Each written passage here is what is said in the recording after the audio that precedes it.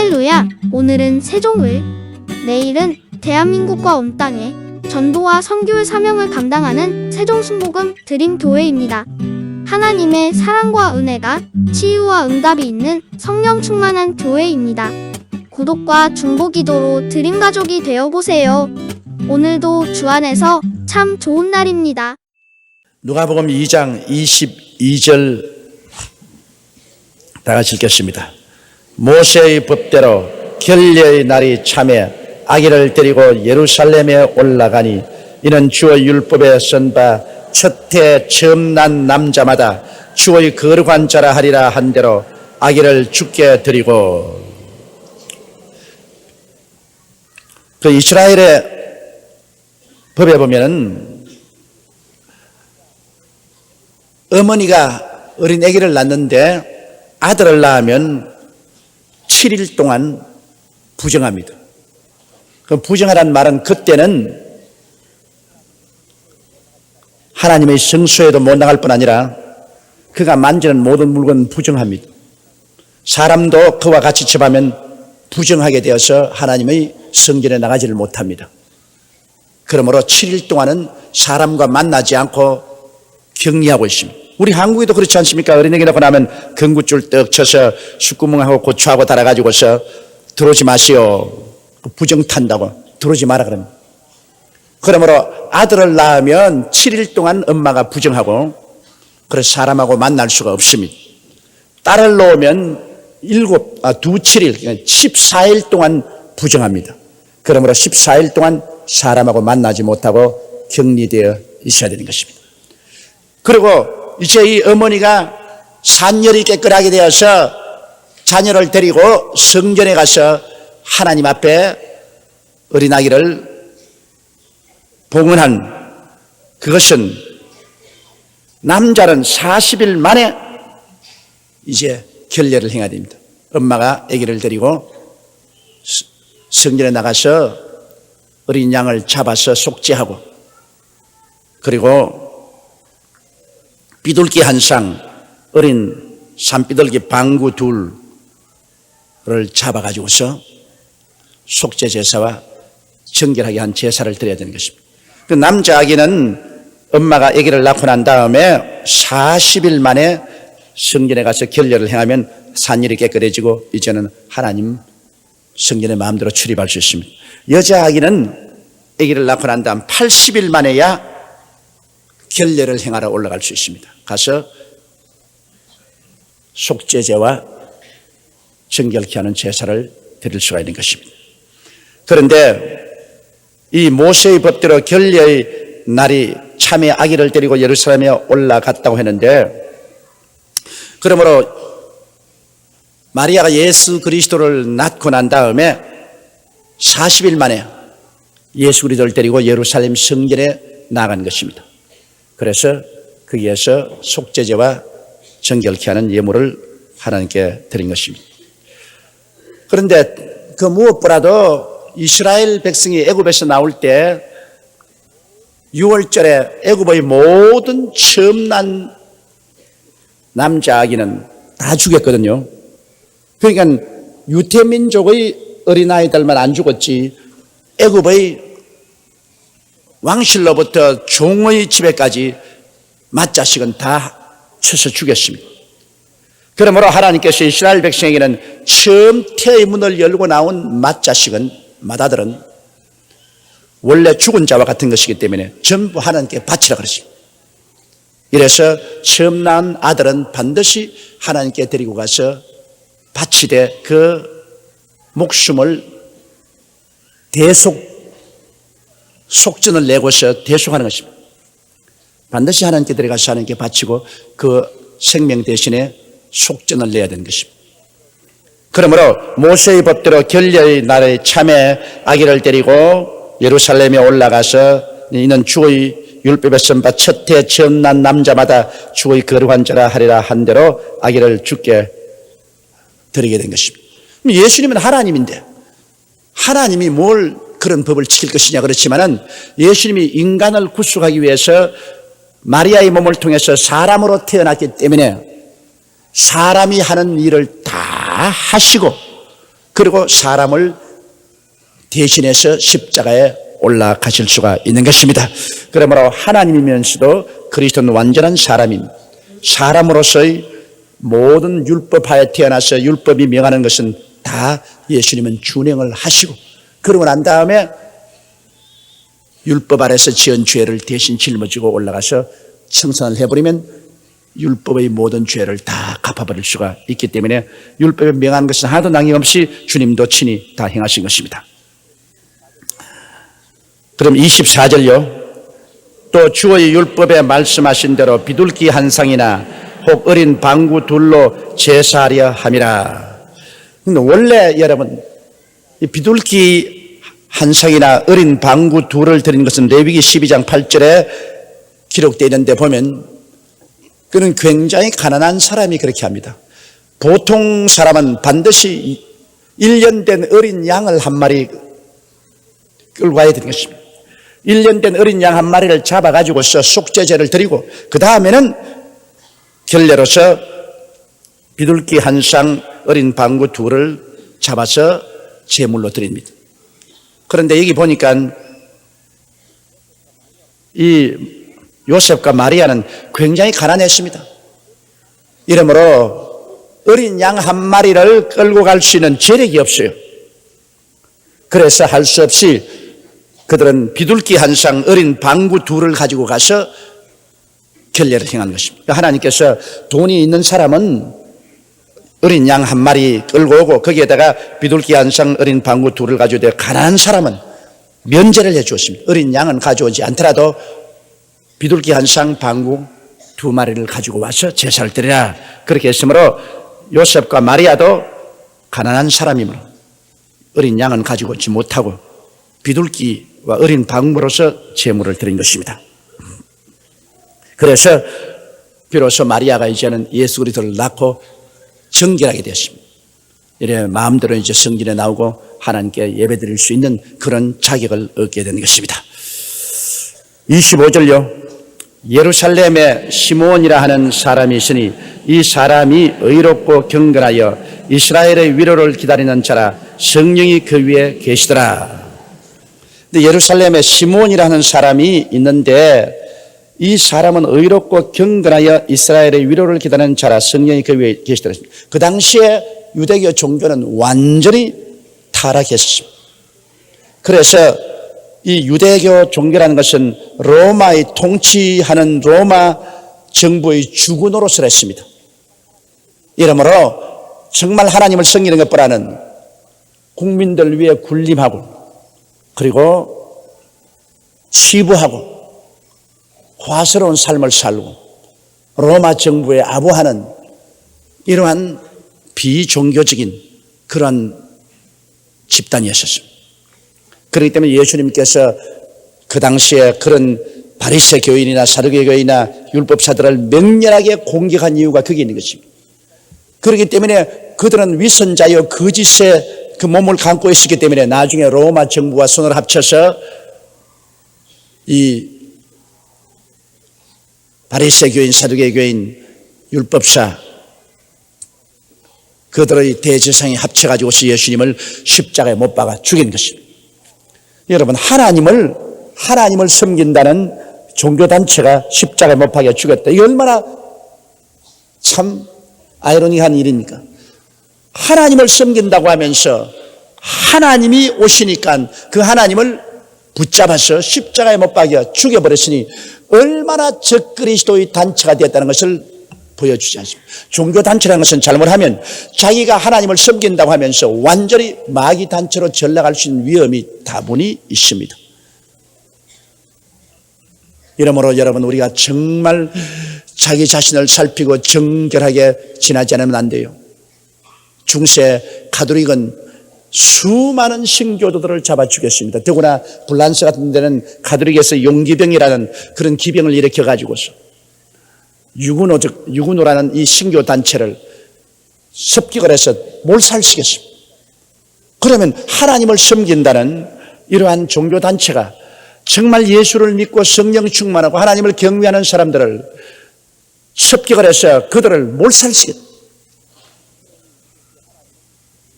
그러니 이것이 하나님을 믿는 단체가 아니라 완전히 마귀의 집단으로 변화되는 것입니다. 이렇기 때문에 종교가 조직화되어서 정치적 세력을 가지고 그 기득권을 휘둘려고 하면은 비그리스도적인, 적그리스도적인 그런 행동을 많이 합니다. 참으로 주님을 사랑하고 섬기려는 것보다 그 정치적인 힘, 권력 그런 것을 유지하기 위해서 하나님조차도 십자가에 못 박아버리는 이런 비극적인 일을 행하는 것입니다. 이것을 우리는 극히 조심해야 됩니다. 정말 우리의 양심이 깨어지고 순수하게 하나님 그 발 앞에 엎드려 하나님을 사랑하고 성령의 인도를 받아야지 하나님의 종교를 집단적인 정치적인 그러한 권력의 신여로 삼아버리면 그 종교는 완전히 부패해버리고 마는 것입니다. 그런데 그런 상황에 있는 예루살렘에 시몬이라는 사람은 이 사람은 참으로 의롭고 경건하게 하나님을 섬겼기 때문에 하나님의 성령이 그 위에 머물러 있습니다. 그 당시에 바리새 교인, 사두개 교인, 교법사들이나 제사장에게 성령이 머물러 있다고 말 안 했습니다. 성령은 없었습니다. 그들은 육체에 속한 사람입니다. 그러나 이 시몬은 성령이 그 위에 머물러 있었습니다. 지금 문제가 그겁니다. 하나님의 교회는 성령이 머물러 있어야 하나님의 교회지 성령이 떠난 곳은 하나님의 교회가 아닙니다. 그것은 인간의 단체에 불과한 것입니다. 또 예수 믿는 사람이 아무리 주를 믿는다고 야단 법석을 해도 성령이 그 속에 있어야지 성령이 없으면 그는 예수 믿는 사람이 아닙니다. 종교인은 될지라도 예수 믿는 사람이 아닙니다. 그리스도의 영이 없는 사람은 그리스도의 사람이 아니라고 말했습니다. 교회는 성령이 세우신 것이고 예수 믿는 사람은 성령으로 말미암아 회개하고 예수를 믿고 성령이 그 속에 거하고 있는 사람이 예수 믿는 사람인 것입니다. 이렇기 때문에 성령과 우리 기독교 신앙이란 절대적인 연관성이 있습니다. 오늘날 어떤 교회들이 성령을 배반하고 성령을 마귀라 하고 소방선호를 하고 있는데 그것은 벌써 교회가 아닙니다. 그것은 벌써 인간적인 하나의 종교 집단에 불과하지 하늘나라는 상관이 없는 것입니다. 이러므로 우리는 성령님을 조심해야 됩니다. 말로서 그리스도를 욕해도 용서받지만은 말로서 성령을 회방하면 금세나 내세 용서를 받지 못합니다. 오늘날 교회의 주인은 성령이시고 우리를 구원해서 천국까지 이끌어가는 역사는 성령이 행하시는 것입니다. 이러므로 우리는 항상 성령님을 인정하고 환영하고 모셔드리고 예배드리고 성령을 의지하고 살아나가야 되는 것입니다. 성령 안에서 예수님을 만나고 성령 안에서 우리가 하나님을 경배할 수 있는 것입니다. 성령 떠나서는 우리는 아무것도 할 수 없습니다. 그러므로 이 그리스도 예수 당시에도 그 당시에 대제사장이나 제사장들에게 성령이 있다고 말 안 했습니다. 바리새나 사두개 교인들이 성령이 있다고 말하지 않았습니다. 그 당시에 종교의식에 성령이 있다고 말 안 했습니다. 개인적으로 시몬과 같이 지극히 의롭고 경건하여 이스라엘의 위로 즉 구세주를 간절히 기다리는 이런 사람에게 개별적으로 하나님의 성령이 임하여 계셨습니다. 26절요. 제가 주의 그리스도를 보기 전에 죽지 아니하리라 하는 성령의 지시를 받았더니 성령께서는 예수를 증거하는 영인 것입니다. 성령도 우리 영으로 더불어 우리가 하나님의 자녀된 것을 증거하시라니 할렐루야. 내가 예수 믿고 구원받은 확신이 없는 것은 성령이 역사하지 않기 때문에 그런 것입니다. 성령이 역사하면 구원받은 확신이 마음속에 생겨나는 것입니다.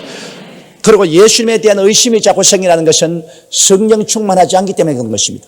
성령이 오시면 예수 그리스도가 구주됨을 확실히 우리 마음속에 믿도록 해 주시는 것입니다.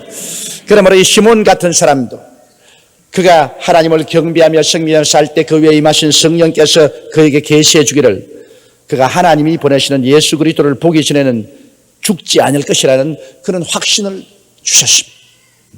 너는 예수 그리스도를 보고야 죽을 것이다. 나이가 많았는데도 그런 확신을 성령이 주셨습니다.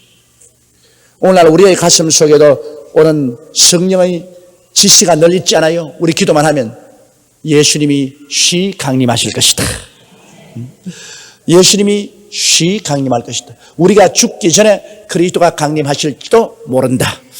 그러므로 우리는 예비하고 있어야 하는 그날과 그 시는 아들도 모르고 천사도 모르고 아버지만 아시는데 갑자기 하나님 아버지께서 이날이다, 이제 끝이다, 그러면 주께서 호령과 천사장의 고함과 하나님의 나팔로 친히 하늘로 쫓아 강림하실 때 성령으로 감동된 사람들은 주 안에서 죽은 자들이 다 일어나고 살아남은 우리들도 성령이 속에 있는 사람만 확 변화되어 버리고 마는 것입니다. 종교를 가진 사람은 변화되지 않습니다. 속에 성령이 계신 사람은 성령의 능력으로 순식간에 변화가 되어버리고 마는 것입니다. 약한 몸이 강한 몸으로, 추한 몸이 영화로운 몸으로, 육의 몸이 신령한 몸으로 아주 순식간에 변화되어 버린 것입니다. 그때 보면 우리 깜짝 놀라갑니다. 이거 어떻게 됐냐? 뭐 완전히 변화되어 버렸어. 파파 할머니가 30대 아가씨가 되어버려. 그때는 아가씨가 아니지, 아들과 딸 구별이 없으니까. 할아버지가 완전히 30대 청년이 되어버려. 이거 웬일인가? 순식간에 변화되는 것입니다. 그러므로 지금 우리가 나이가 늙는다고 탄식할 필요가 없는 것은 한번 연습해보는 겁니다. 늙는 연습. 그러나 앞으로는 33세 그리스도의 모습으로 영원히 살 것이기 때문에 우리의 마음에 33세에서 시간을 딱 중지시켜 버리십시오. 몸은 늙어도 마음은 33살이다.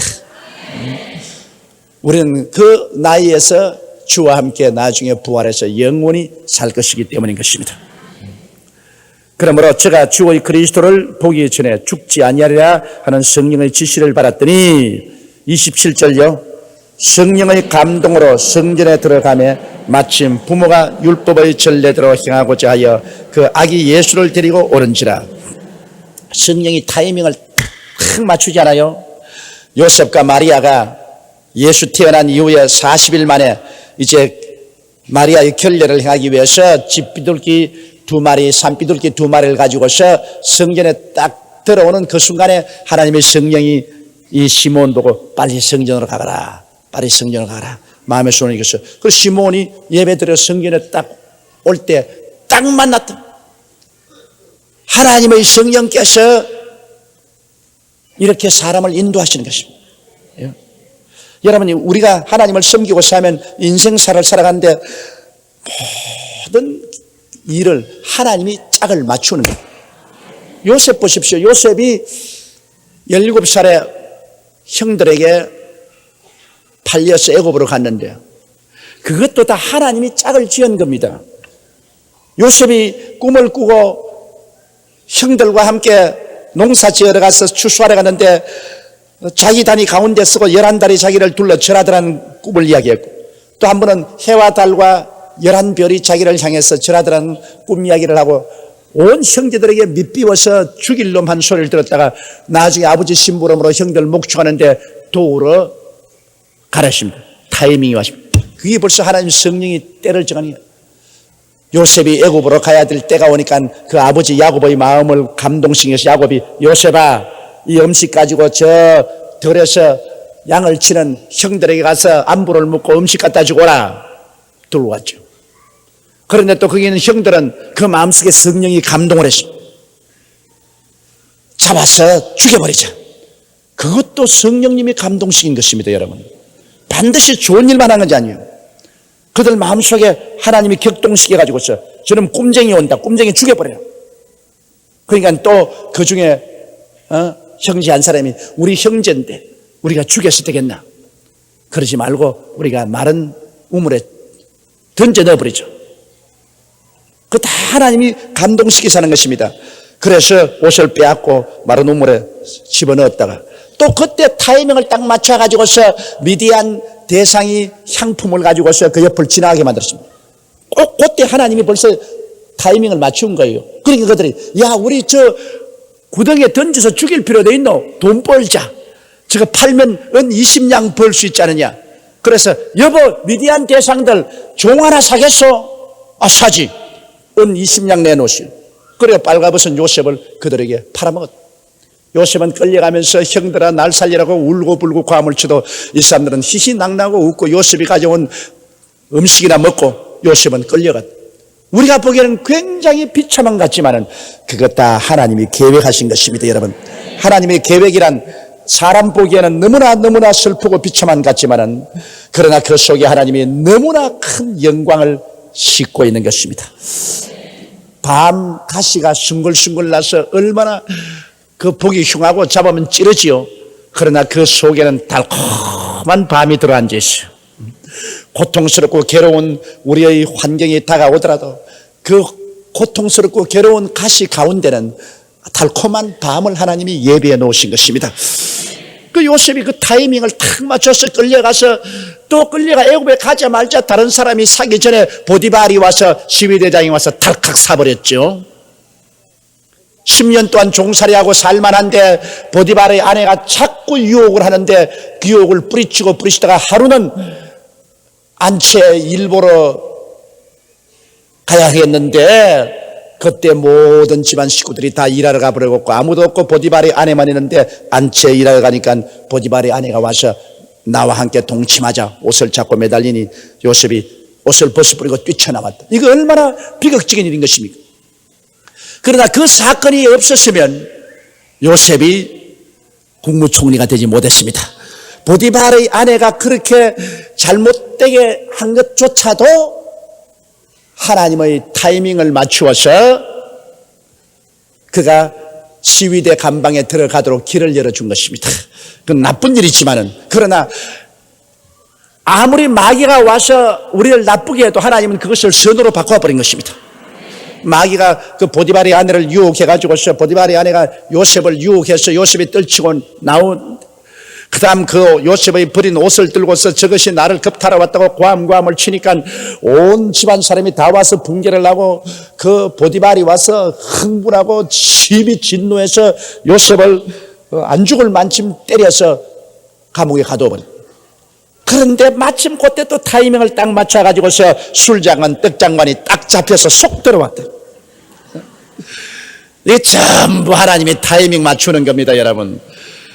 그러므로 인생을 살아가면서 꼭 내 보기에 좋은 일만 다가오니까 하나님이 역사하고 내 보기에 나쁜 일이 다가오니까 이것은 하나님이 타이밍을 맞춘 것이 아니라고 생각하면 안 됩니다. 내가 주님을 마음을 다하고 뜻을 다하고 정성을 다하고 목숨을 다하여 주님을 섬기면 주님이 알파여 오메가 되시고 처음과 나중이 되시고 시작 끝이 되시므로 주님 모든 것을 보시고 하나님께서 합동하여 전국의 선을 이루기 위해서 하나님이 타이밍을 맞추는 것입니다.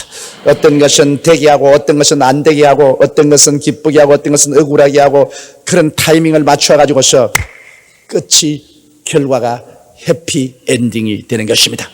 하나님이 역사하는 것은 끝이 좋습니다. 과정은 여간 어렵고 슬픈 일이 많아도 하나님이 하신 일은 끝이 좋은데 마귀가 하는 일은 과정에 상당히 달콤하고 좋은 것 같아도 끝이 박살이 나버립니다. 그냥 끝에 가서. 그때 가서 그냥 지옥으로 곤두박질하고 떨어지니 뭐 박살 나버렸지 뭐. 그러니까 하나님의 사업은 끝이 좋고 마귀의 일은 끝이 형편없이 나쁩니다. 이러므로 우리는 하나님을 믿었으면 우리는 하나님을 바라보고 늘 감사하고 나가야 되는 것입니다. 현실적으로 어려워도 현실적으로 고통스러워도 하나님께서 타이밍을 맞춰 가지고서 끝이 좋게 만든 것입니다. 예수님께서 그 어머니 마리아와 그 양아버지 요셉의 품에 안겨서 성전에 딱 들어온 그때 성령께서는 또 시므온을 감동시켜 가지고서 성전에 싹 들어오도록 타이밍을 맞춘 것입니다. 이렇게 하나님의 성령께서 우리를 이끌어 주십니다. 이러므로 우리는 성령님을 인정하고 환영하고 모시드리고 의지하고 성령의 인도함을 받으면 하나님의 자녀로서 영광스러운 삶을 살아갈 수가 있는 것입니다. 28절요. 시므온이 아기를 안고 하나님을 찬송하여 가로되 그 예수를 보자마자 그만 시므온의 가슴 속에 성령이 막 끓어오릅니다. 막 마음에 성령이 그 심장을 뛰게 하는 거예요. 이 사람이다. 이 애기다. 이가 이스라엘이 기대하는 구주요 그리스도다. 그래서 그는 막 가서 덥석 예수 그리스도를 자기가 마리아의 품에서 받아 안아가지고서 예수를 품에 안고 그는 하나님을 찬미합니다. 29절 우리 것입니다. 주제여 이제는 말씀하신 대로 종을 평안히 놓아주시는도다. 내 눈이 주의 구원을 보았사오니 이는 만민 앞에 예비하신 것이요 이방을 비추는 빛이요 주의 백성 이스라엘의 영광이니이다 하니 자, 성령으로 말미암아 이 시므온이 이 노래를 불렀습니다. 그 자리에서 이 시를 지어서 그 자리에서 이 시를 가지고서 하나님을 찬미합니다. 주제여, 그는 온 천지를 지으시고 다스리는 주제는 하나님 아닙니까? 주제여, 이제는 말씀하신 대로 종을 평안히 놓아주신, 너가 죽기 전에 주의 그리스도를 버리라. 그러므로 그는 죽을 수가 없었습니다. 왜냐? 주의 그리스도를 보아야 이제는 이 세상 삶에서 놓여나서 편안히 천국으로 가겠는데, 주의 그리스도를 보지 못했으므로 죽지를 못했습니다. 그리고 마음이 항상 주의 그리스도를 기다리면서 그는 초조하고 있었습니다. 그런데 주의 그리스도가 들어오는 것을 보고 자기 품에 안았으니 주님 성령이 말씀하신 대로 이젠 종을 평안히 놓아주신다. 이제는 편안, 이젠 지금 죽어도 한이 없습니다. 이제 오늘 가도 한이 없습니다. 이제는 내 목적을 달성했습니다. 내가 주의 그리스도를 만나기를 고대하고 있는데 이제 만났으니 이제 마음의 모든 고대함도 다 이루어지고, 이제는 내 나이 많이 먹었으니 그리스도를 보고 믿어서 구원을 얻었으니 이제는 죽어도 좋습니다. 주제의 이제는 말씀대로 종을 평안히 놓아주시는도다. 내 눈이 주의 구원을 보았사오니. 야, 이거 얼마나 좋습니다. 내 눈이 주의 구원을 보았사. 여기에 의인인 시므온은 그의 눈이 주의 구원을 보았는데, 우리는 어떻습니까? 우리는 주의 구원을 보았습니까? 들었습니까? 들었습니다. 할렐루야. 시므온은 구원을 보았고 우리는 구원을 들었습니다. 그는 보고 그러나 들었고 우리는 듣고 마음으로 보았습니다. 우리는 구원을 들었습니다. 믿음은 들음에서 나며 들음은 그리스도의 말씀으로 말미암니라. 그러므로 우리는 이제 오늘 자꾸 사람들에게 듣도록 해주는 것입니다. 구원은 우리는 듣는 시대입니다. 구원을 보는 시대가 아닙니다. 구원을 듣는 시대인 것입니다. 그러나 시므온은 구원을 보았습니다. 내 눈이 주의 구원을 보았사오니. 그러면 이는 만민 앞에 예비한 것이요. 자, 온 천하 만민을 위해서 하나님이 예비한 것이다. 하나님은 원래 야훼 이레지 않습니까? 예비한 하나님. 하나님께서 그리스도를 창세전에 예비하셨다고 말했습니다. 이 지구를 만들기 전에, 사람도 지었기 전에 이미 하나님은 만세전 끝을 보시기 때문에 하나님은 만세전에 예비한 죽임을 당한 어린 양이라고 말했습니다. 그러니 하나님의 계획이 얼마나 심도 있고 큰지 우리 상상 못해요. 이 지구도 생기기 전에, 해와 달과 별들도 생기기 전에, 시간도 생기기 전에 그 옛날 또 그 옛날, 그 옛날 또 그 옛날, 억천만급 그 아득한 옛날, 그 영원 무궁한 태고에 벌써 하나님께서는 예수 그리스도를 우리 구주로 예비해 놓으신 것입니다. 할렐루야. 여러분과 내가 그리스도 안에서 태감을 받았다고 하니까 여러분과 내가 예수 믿은 것 뿌리가 여기 있는 건 아닙니다. 뭐 내가 10년 전에 믿었다, 내가 2년 전에 믿었다, 내가 일주일 전에 믿었다, 그게 아닙니다. 여러분의 신앙의 뿌리는 태고 만대 이미 하나님이 그리스도 안에서 우리를 택해 놓으신 것입니다. 그러므로 해와 달과 별들도 생기기 전에 이미 여러분은 그리스도 안에서 태감을 받으셨습니다. 사람이 이 땅에 태어나기도 전에, 만들어지기도 전에 이미 하나님 속에서 여러분의 이름이 알려지고 여러분의 존재가 이해되고 이미 그리스도 안에서 태감을 받으셨습니다. 야, 그러니 우리의 뿌리가 무궁무진합니다. 한번 따라 말씀해서, 나의 뿌리가 무궁무진하다. 새카맣다. 그러니 여러분께서 뭐 현재 우연히 왔다가 우연히 사라지는 그런 존재라고 생각하지 마십시오. 이 세상에 태어나서 예수 믿은 사람들은 절대로 우연한 존재가 아니라 만고 태초에 벌써 하나님이 우리를 하나님 백성으로 만들려고 계획하시고 작정하시고 이때 태어나게 하셔서 예수를 믿고 구원을 받도록 하신 것입니다. 이러므로 여러분의 뿌리가 영원한 하나님의 가슴 속에 있다는 것을 생각할 때 우리는 굉장히 귀한 존재인 것입니다. 할렐루야. 그러므로 만민을 위해서 하나님이 그리스도 예수를 예비하신 것이라.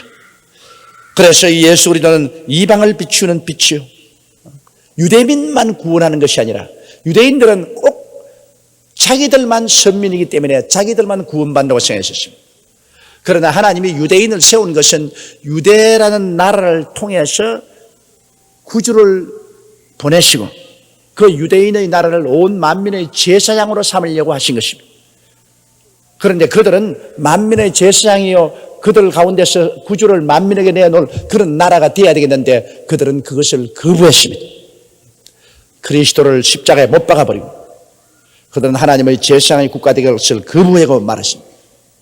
이러므로 그들은 하나님께 벌을 받아 주 70년에 망하고 온 천하에 그 백성이 흩어져 버리고 마는 것입니다. 그러나 말세의 징조로서 마지막 때는 온 천하에 흩어진 유대인들이 다시 고향 땅으로 모여와서 한 나라를 이룰 그때가 마지막 때라고 성경은 말하고 있는데 그들이 1948년 5월 15일 날 와이만스 박사를 대통령으로 추대하고 독립이 되었으니 이제 하나님 말씀한 대로 우리는 말세에 들어와서 살고 있는 것입니다. 유대인은 말세를 지시하는 하나님의 시계입니다. 하나님의 시계인 유태나라가 나라로서 성립되고 58년, 68년, 78년, 지금 88년, 98년이 되면 유대인이 나라가 세운 지 50년이 되는 것입니다. 그러므로 이미 우리는 말세의 시간 안에 살고 있는 것입니다.